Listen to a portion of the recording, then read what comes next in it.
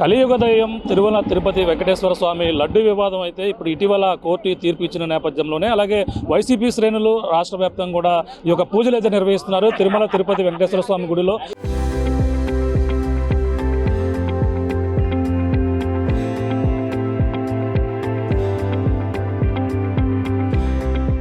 అలాగే పిఠాపురంలో కూడా పిఠాపురం మాజీ ఎమ్మెల్యే అలాగే మాజీ ఎంపీ వైసీపీ ఇన్ఛార్జ్ వంగ గీత ఆధ్వర్యంలో ఇప్పుడైతే పూజలు అయితే నిర్వహిస్తున్నారు. మాట్లాడే ప్రయత్నం చేద్దాం. మేడం చెప్పండి, ఈ యొక్క లడ్డు వివాదం కోర్టు ఇచ్చిన తీర్పు మరి ఏ విధంగా మీరు వైసీపీ శ్రేణులు తిప్పికొట్టడానికి అది స్పష్టంగా సిబిఐ ఇచ్చింది.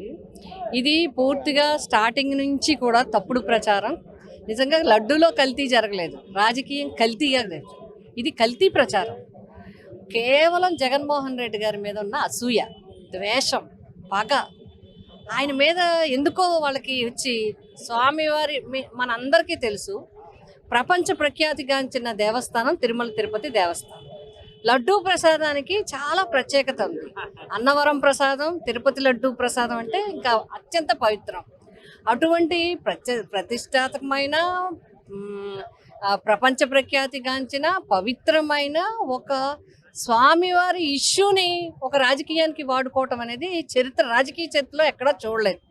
ఒకవేళ కొన్ని సంఘటనల్లో ఏదైనా సంయమనం పాటించేవాళ్ళు, ప్రజలకు తెలిసిన బాధ్యత వహించి బాధ్యతాయుతమైన పదవులో ఉన్నవాళ్ళు ఇలాంటి ఇష్యూ వచ్చినప్పుడు సంయమనం పాటిస్తారు. అది నిజానిజాలు 100కి 1000% నిరూపణ అయితే తప్ప దాని మీద ఎవరో ఆరోపణ చేయరు. కానీ విచ్చలవిడే ఆరోపణతో, కేవలం జగన్ గారి మీద ఉన్న కోపం, ఆయన మీద ఉన్న ద్వేషంతో, ఆయన మీద ఉన్న అసూయతో దీన్ని ఒక పెద్ద ఇష్యూని చేసి ఆ ఫీలింగ్లో వీళ్ళకి ఒక స్వామివారిని మనం అపవిత్రంగా మాట్లాడుతున్నామనే ఇది కూడా లేకుండా ఇక్కడ వరకు తీసుకొచ్చారు. మీ అందరికీ తెలుసు, ప్రజలందరికీ తెలుసు, భక్తులందరికీ తెలుసు. సుప్రీంకోర్టు చెప్పింది, రిపోర్ట్లు చెప్పాయి దీంట్లో కల్తీలు లేవని. ఎక్కడెక్కడ ఇది అసలు నెయ్యి కలెక్షన్ దగ్గర నుంచి ఏ సంవత్సరం వచ్చింది, ఎవరున్నారు, బోర్డులో మెంబర్స్ ఎవరున్నారు, పర్చేజింగ్ కమిటీ ఎవరున్నారు, ఈ ట్యాంకులు ఎంతవరకు వెళ్ళాయి ఏంటి అని అన్ని రిపోర్ట్లు ఎవరు ఒకళ్ళు చేసేది కాదు కదా. అది అంత ప్రతిష్టాత్మకమైన విషయంలో రిపోర్ట్లు కూడా వచ్చాయి. అన్ని రిపోర్ట్లు వచ్చినప్పటికీ కూడా ఆఖరికి ఏం చేశారు, 1,00,000 లడ్డూలు మన నోటితో ఇంక మళ్ళీ రిపీట్ చేయకూడదు, అన్ని రకాల కల్తీ చేసి పంచిపెట్టారని చెప్తే ఆ నెయ్యి కొన్నది ఎవరు, అది తయారు చేసింది ఎవరు అంటే ఆయన ఒక బోర్డు మెంబర్ గారు నార్త్ సైడ్ బోర్డు మెంబర్ గారు అని పేరు ఏదో ఉంది ఆయన. తర్వాత కామేశ్వరరావు గారు అనుకుంటాను, రామేశ్వరరావు గారు, ఆయన వీళ్ళిద్దరూ కలిసి దగ్గర 4,000 లీటర్ల కేజీల నెయ్యితో తయారు చేసామని వాళ్ళే చెప్పారు. ఇవన్నీ చెప్తున్నా సరే, ఎన్ని చెప్పినా సరే ఆఖరికి ఫైనల్గా ఆ స్వామివారి దయ వల్ల సిబిఐ రిపోర్ట్లో ఎక్కడ జంతు కొవ్వులు కానీ ఏవి కలవలేదని స్పష్టమైన రిపోర్ట్ ఇచ్చిన తర్వాత కూడా దీన్ని ఇంకా మీడియాలో ఈ దుష్ప్రచారం చేయటం, ఇంకా జగన్ గారిని ఇంకా తక్కువ చేసి మాట్లాడటం, ఇంకా దీన్ని ప్రచారం కొనసాగించడాన్ని వైఎస్ఆర్సీపీ పార్టీ తీవ్రంగా ఖండిస్తుంది. ఇక్కడ మేము ఒక్కటే చెప్తాం, జగన్ గారిని భయపెట్టాలనో, జగన్ గారిని ఏదో చూపించి చేయాలనో అంటే జగన్ గారు జడిసే వ్యక్తి కాదు, భయపడే వ్యక్తి కాదు, బెదిరే వ్యక్తి కాదు, ధైర్యంగా ఒంటిగా పోరాటం చేసే వ్యక్తి. ఆయన వెన్నంటే పటిష్టమైన నాయకత్వం, వైఎస్ఆర్సీపీ నాయకత్వం వెనకాల ఉన్నారు. ఆయన వెనంట జగనన్న సైన్యం ఆయన వెంటే ఉన్నారు. కాబట్టి మేమేమనుకుంటున్నాం అంటే పిఠాపురం నియోజకవర్గ వైఎస్ఆర్సీపీ కుటుంబం అంతా కూడా ఈరోజు స్వామి వాళ్ళకి మీరు నిజానిజాలు తేల్చారు, వాళ్ళకి కొంచెం జ్ఞానాన్ని ప్రసాదించండి. వాళ్ళు నిజంగా ఆత్మ పరిశీలన తీసుకుంటే భక్తులకి క్షమాపణ చెప్పాలి.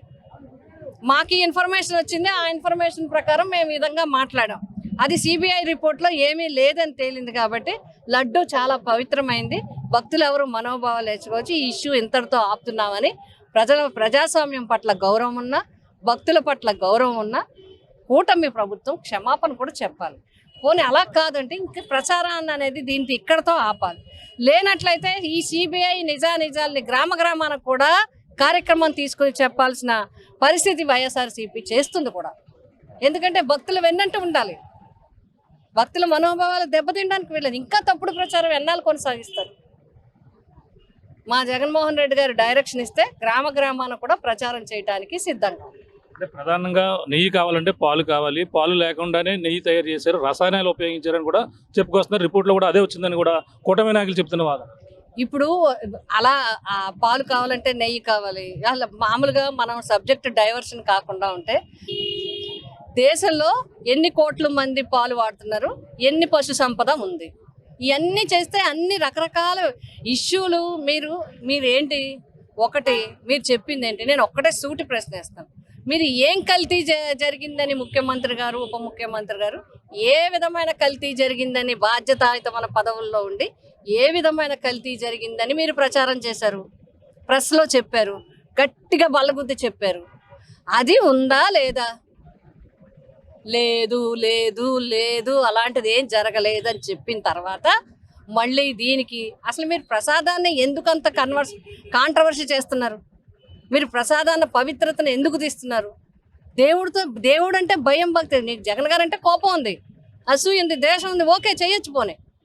మీరు ల్యాండ్ యాక్ట్ అలాగే చెప్పారు, పడవలతో గుద్దిచ్చేసామన్నారు, ఇంకోటి ఏదో చెప్పారు. ఇవన్నీ అబద్ధాలు, పర్వాలేదు. దేవుడు వెంకటేశ్వర స్వామితో తీర్థప్రసాదాలతో మీరు ఎలా పెట్టుకుంటారు? మీరు ఎవరైనా కామన్ మ్యాన్ చెప్పండి, అలాంటి ఇష్యూ వచ్చినప్పుడు మౌనం వహిస్తారు. ఒకవేళ నిజంగా జరిగినా కూడా దోషులు ఎవరు మళ్ళీ జరగకుండా ఆ పవిత్రత కాపాడడానికి చూస్తారు. ఇక్కడ ఏమీ లేని దానికి ఈ రకంగా చేయటం అనేది నిజంగా చాలా చాలా చాలా దురదృష్టకరం. ఈ విధంగా ఎప్పుడు రాజకీయాల్లో ఇలా వాడుకున్నది ఎప్పుడు చూడలేదు. దీన్ని ఇంకా డైవర్ట్ చేసి ఇంకా ఏదో లాగి ఇంకా చేయాలనుకుంటే ఇంకేం చెప్తాం? చైర్మన్ గారు చెప్తున్నారు ఈ సిబిఐ రిపోర్ట్ కూడా కరెక్టో కాదో మళ్ళీ ఇంకేం చేస్తారు? మీరు కేంద్రంలో ఉన్నారా, రాష్ట్రంలో ఉన్నారా? రాష్ట్రంలో పదవులన్నీ మీరు అధికారంలో ఉన్నారా? కేంద్ర ప్రభుత్వంలో కూడా మీరు మంత్రులుగా ఉన్నారు, కేంద్ర ప్రభుత్వానికి మీరు సపోర్ట్ చేశారు. మరి సిబిఐ ఎవరేశారు? సుప్రీంకోర్టు చెప్పింది ఈ విషయం మాట్లాడొద్దని. మరి వైలేషన్ కదా? సామాన్యుడిని ఎవరినైతే ఈ పాటికి పోలీస్ స్టేషన్లో తీసుకెళ్లి జైల్లో పెడేస్తారు, వైలేషన్ ఆఫ్ ది తీర్పు అని చెప్పి జడ్జిమెంట్కి వైలేషన్గా మాట్లాడుతున్నాను. మరి వీళ్ళకి వర్తించదా? సుప్రీంకోర్టు మాటలను మీరు వైలేట్ చేయలేదా? సిబిఐ రిపోర్ట్ని తప్పు పట్టట్లేదా? అందుకే స్వామివారి దగ్గరికి వచ్చాం, మీరే జ్ఞానాన్ని కలిగించండి అని. అంటే ఈ ప్రాయశ్చిత్త పూజలు చేస్తున్నారు వైసీపీ అని చెప్పేసి కూటమి నాయకులు చెప్తున్నారు కూడా, దీన్ని ఎలా? ఇంకేం చెప్పుకుంటారు వాళ్ళు? అంతకన్నా చెప్పుకోవడానికి ఏం లేదు.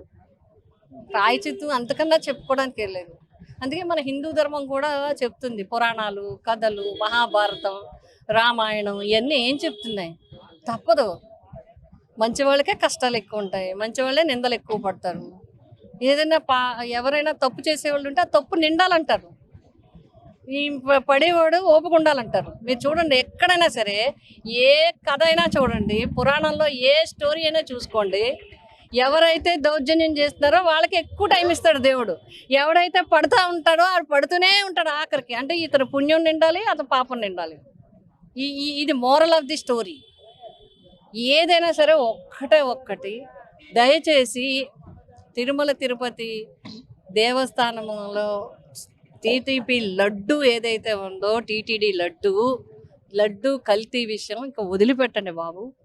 కల్తీ విషయాన్ని మీరు వదిలిపెట్టండి. సిబిఐ రిపోర్ట్ వచ్చింది, కనీసం వెంకటేశ్వర స్వామి కన్నా భయపడి వెంకటేశ్వర స్వామి భక్తి విధానాన ఆ ప్రసాదాల ప్రచారాన్ని, తప్పుడు ప్రచారాన్ని ఆపండి. అంటే ప్రధానంగా అప్పట్లో జరిగిన వెంటనే ఏపీ ఉప ముఖ్యమంత్రి పవన్ కళ్యాణ్ గారు ఆయన మాలధారణ చేసి మెట్లు శుభ్రంగా చేసి ప్రక్రియ చేశారు.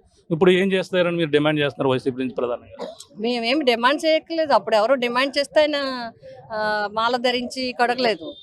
ఇప్పుడు సిబిఐ రిపోర్టుని గౌరవించి వెంకటేశ్వర స్వామి మీద భక్తితో ఈ రిపోర్ట్ నేను అందుకే చెప్తున్నాను, సరే టెక్నికల్గా ఇంకోటి చెప్పొచ్చు. ఏదైతే ముఖ్యమంత్రి గారు, ఉప ముఖ్యమంత్రి గారు కొన్ని పదాలు వాడి ఆ పదార్థాలు కలిసే అన్నారో దాని మీద ఏది లేదని రిపోర్ట్ చెప్పిన తర్వాత ఇప్పుడు ఏం కడగాలి, ఏం బొట్లు పెట్టాలనేది వాళ్ళే నిర్ణయించుకోవాలి. మేమెందుకు చెప్తాం? మేమైతే ఒకటే చెప్తాం, కూటమి పెద్దలందరూ కూడా మీరు ఆత్మ పరిశీలన చేసుకుంటే భక్తులకి ఈ తప్పుడులో మీరు క్షమాపణ, ప్రభుత్వం తరపున మేమందరం కూడా ఈ విషయంలో ఇలా వచ్చింది కాబట్టి మీరు ఎవరు పడకలేదు, పవిత్రమైంది, దేవస్థానంలో చాలా చక్కగా జరుగుతుంది, ప్రసాదాలన్నీ బాగా జరుగుతున్నాయని చెప్పి వాళ్ళకి నమ్మకం కలిగించడం ఒకటి.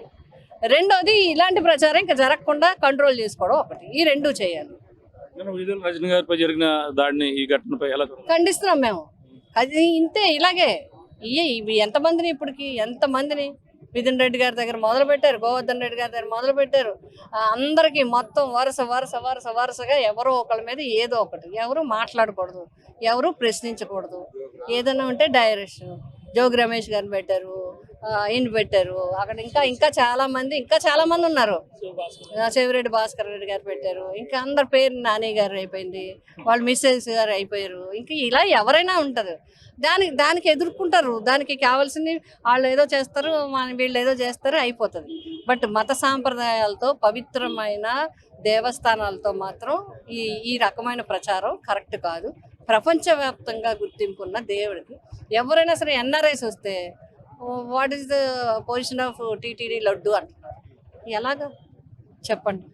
వాళ్ళకి నిజాలు వాళ్ళకేం తెలియదు.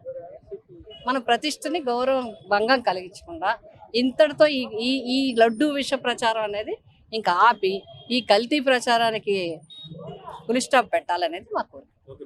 ఇది పరిస్థితి. ప్రస్తుతం అయితే ఈ జరిగిన ఘటనపై వైసీపీ నాయకులు మొత్తం అంతా కూడా వైసీపీ పూజలు నిర్వహిస్తున్నారు. అలాగే వచ్చినటువంటి ఆరోపణలన్నీ కూడా వాస్తవం కాదని కోర్టే సిట్టే తేల్చిన నేపథ్యంలోనే ఇప్పుడు మొత్తం అంతా కూడా ఇప్పుడు ఏదైతే కూటమి నాయకులు చేసినటువంటి ఆరోపణలన్నీ కూడా ప్రధానంగా చూసుకుంటే ఇవి వాళ్ళు ఇటువంటి తప్పుడు ప్రచారాలు ఆపాలని కూడా వాళ్ళంతా కూడా కోరుతున్నారు. అలాగే జగన్మోహన్ రెడ్డిపై ఉన్నటువంటి కేవలం కక్షతోనే ఇటువంటి తప్పుడు ఆరోపణలు చేసే పనిలో ఉన్నారు. అలాగే ఎంతో పవిత్రమైనటువంటి అలాగే ఎంతో ఈ యొక్క కలియుగ దైవమైనటువంటి తిరుమల తిరుపతి లడ్డు వివాదాన్ని ఈ విధంగా తప్పుడు ప్రచారం చేసే పనిలో అయితే ఉన్నారని కూడా చెప్పుకొస్తున్నారు. ఏదేమైనా దీనిపై ఇటువంటి ప్రచారాలు తప్పుడు ప్రచారాలు కూడా ఆపాలని జగన్మోహన్ రెడ్డి గారిని ఏమీ చేయలేక ఇటువంటి తప్పుడు ఆరోపణలు అయితే చేస్తున్న నేపథ్యంలోనే మొదటగా ఏదైతే ఆ యొక్క పశువులకు సంబంధించిన కొవ్వు కలిసిందని కూడా తప్పుడు ప్రచారం చేశారు. అటువంటి ఏవి కూడా లేవని కూడా కోర్టు తీర్పు ఇచ్చిన తర్వాత కూడా ఇటువంటి ఇంకా తప్పుడు ప్రచారాలు చేస్తూ ప్రజలను మభ్యపెట్టే పనిలో ఉన్నారు. కానీ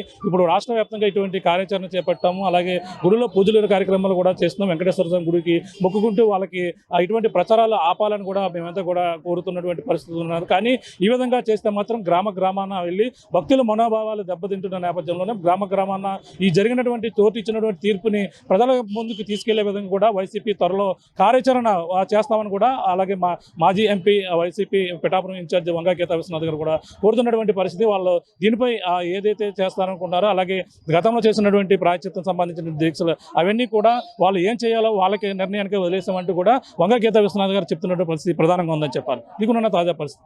నలితో ప్రకాష్ RTV పిఠాపురం నుంచి. Local to global news at your finger tips. మీ చేతిలో ఒక ఆయుధం. డౌన్లోడ్ రా TV app. Media legend Ravi Prakash is back.